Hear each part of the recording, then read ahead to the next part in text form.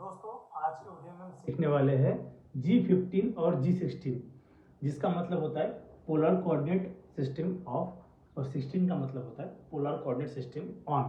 तो दोस्तों हम VMC कंप्लीट कोर्स की जो पूरी सीरीज देख रहे हैं, इसमें हमने शुरुआत में देखा G01, G02, G03, G04, उसके बाद हम डायरेक्ट गए G10 के ऊपर, बराबर है।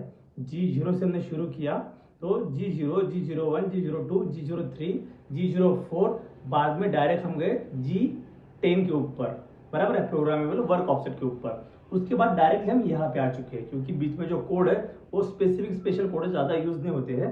और ये जो कोड है जो मैं आपको सिखाता हूँ कंटिन्यूस में, तो वो कोड एकदम मोस्टली सबसे ज़्यादा रेगुलर यूज किए जाने वाले कोड है, बराबर है। तो वैसे हम एक भी कोड नहीं छोड़ेंगे, लेकिन बीच में जो कोड है वो हमारे कोई काम के नहीं है, इसलिए हमने उसको स्किप कर दिया है। अभी हम चल रहे हैं G15 और G16 के ऊपर। तो आपको समझाने के लिए मैं इसे बता सकता हूँ कि G15 का मतलब हुआ है कि पोलर कोऑर्डिनेट सिस्टम ऑफ, और G16 का पोलर कोऑर्डिनेट सिस्टम ऑन।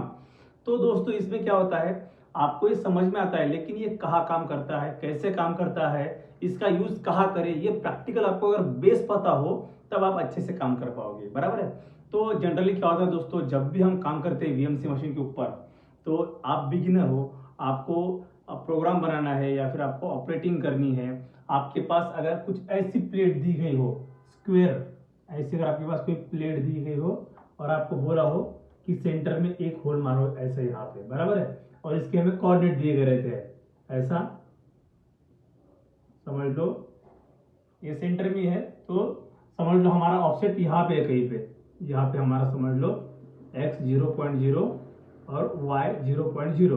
तो हमको इसका कोऑर्डिनेट दिया गया रहता है ऐसा, इस तरह से कि ये इस 0 से इसका जो x का सेंटर है वो कितने पे है, समझ लो यहाँ पे 50। तो फिर x इज इक्वल टू 50.0, लेकिन वो कैसा आएगा, निगेटिव आएगा, तो -15.0 आपको बताता हूँ मैं। और y का भी सेम वैसा ही आएगा कुछ। हाँ, तो y के लिए समझ लो इस कॉर्नर से यहाँ पे हमारा 0 है, तो यहाँ से अभी यहाँ तक, समझ लो यहाँ से यहाँ तक, ये वाला अगर आपको दिया गया 40 mm, तो आपका y कितना आएगा, ये भी नीचे -40 mm, बराबर है। तो ये हुए आपके कोऑर्डिनेट, लेकिन ये जो है ये है कार्टेशियन कोऑर्डिनेट सिस्टम, बराबर है, क्योंकि आपको यहाँ से स्पेसिफिक पॉइंट से आपको mm में यहाँ पे डिस्टेंस दिया गया है, बराबर है।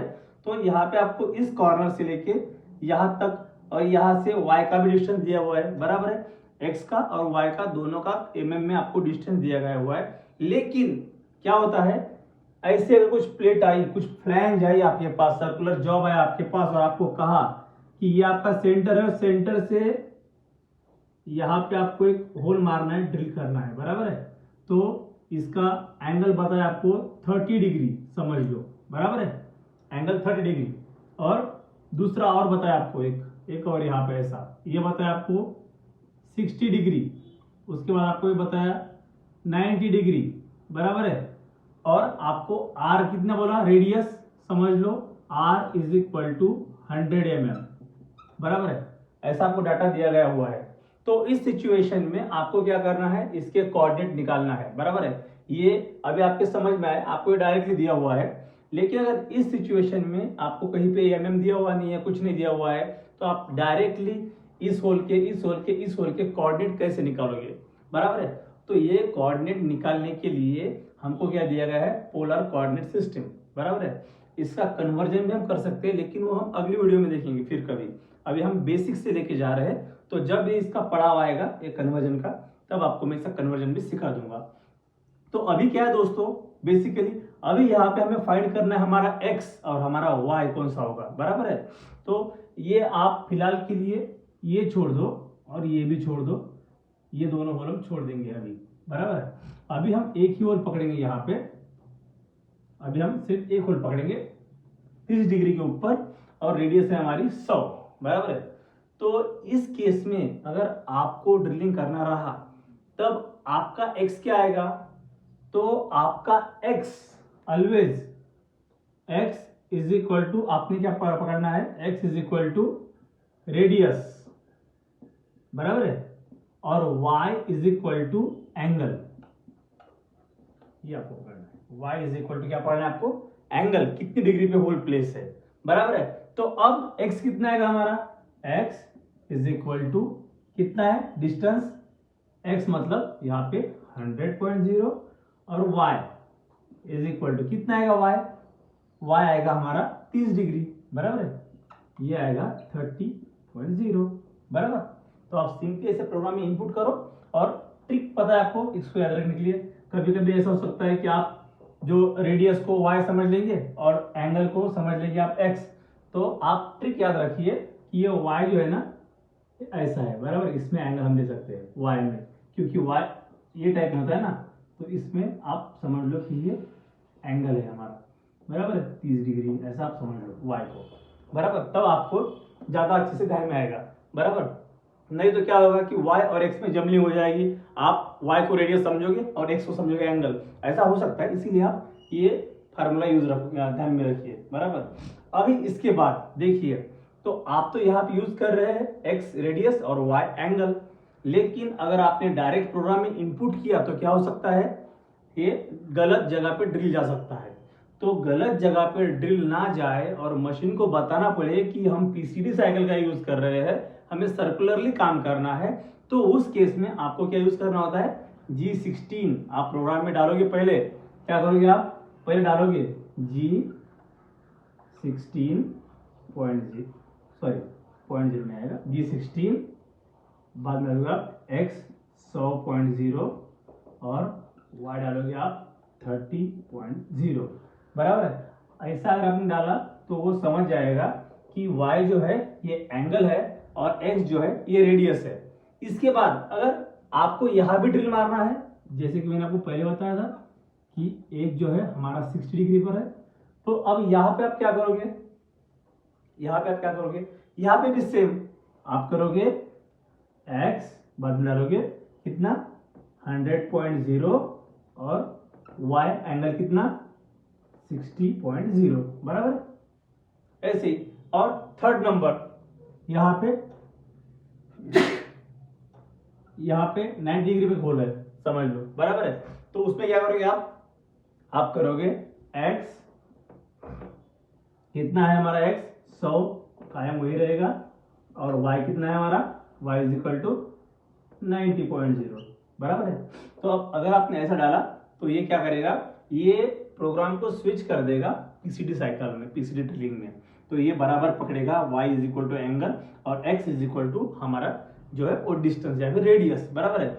अब हमें लास्ट में पूरा ड्रिलिंग होने के बाद में या फिर टैपिंग होने के बाद में हमें मशीन को बताना होता है कि अभी ये जो सिस्टम है पोलर कोऑर्डिनेट, इसे ऑफ कर दो।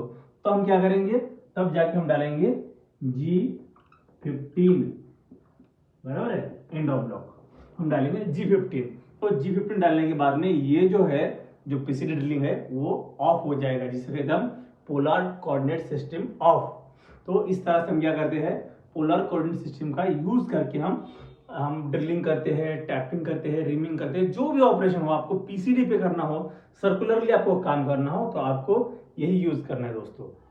तो आज आपने क्या सीखा है कि कार्टेशियन कोऑर्डिनेट सिस्टम किस तरह से दी जाती है, ये आपको मैं जस्ट क्लियरेंस के लिए बताया है। आपको मैं ये डीपली बाद में सिखाऊंगा, कोऑर्डिनेट कैसे निकालते हैं ये आपको मैं पूरा सिखाऊंगा। लेकिन हमें आज समझना था G15 और G16 का मतलब क्या होता है और उसे कहाँ पे यूज किया जाता है। जस्ट आप ओवरलुक कीजिए, आपको ये पूरा याद नहीं रखना है, जस्ट आपको इतना समझना है कि ये दोनों का इस्तेमाल कहाँ पे किया जाता है, बराबर है। ये आपको मैं बाद में पढ़ाऊंगा, हम स्टेप बाय स्टेप जा रहे हैं, तो बाद में हम ये पूरा लेने वाले हैं, इसका प्रोग्राम लेने वाले हैं, सब लेने वाले हैं, इसके ऊपर ड्रिलिंग, टैपिंग, रिमिंग, बोरिंग सब पूरे ऑपरेशन लेने वाले हैं।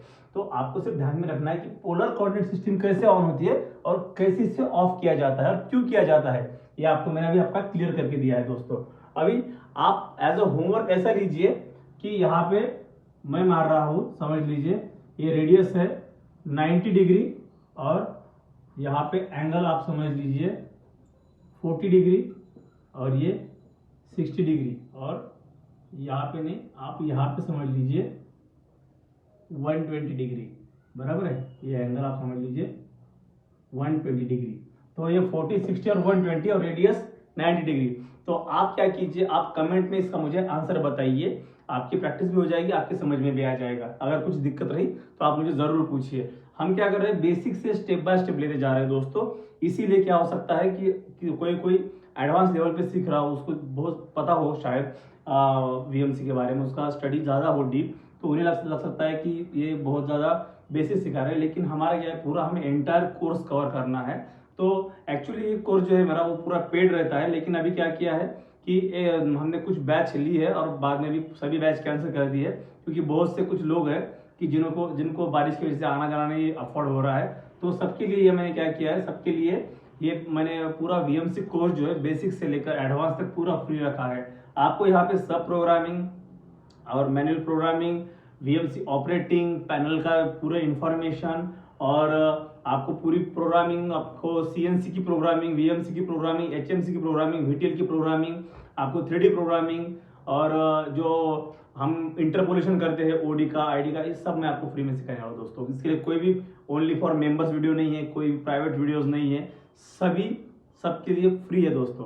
तो अगर आपको वीडियो अच्छे लगते हो, आपको अपना चैनल अच्छा लगता हो, तो ज़रूर अपने चैनल को सब्सक्राइब कीजिए, वीडियो को लाइक कीजिए, और आपके जो भी दोस्त है वीएमसी सीएनसी का स्टडी करने वाले, उन्हें वीडियो शेयर कीजिए। थैंक यू वेरी मच दोस्तों।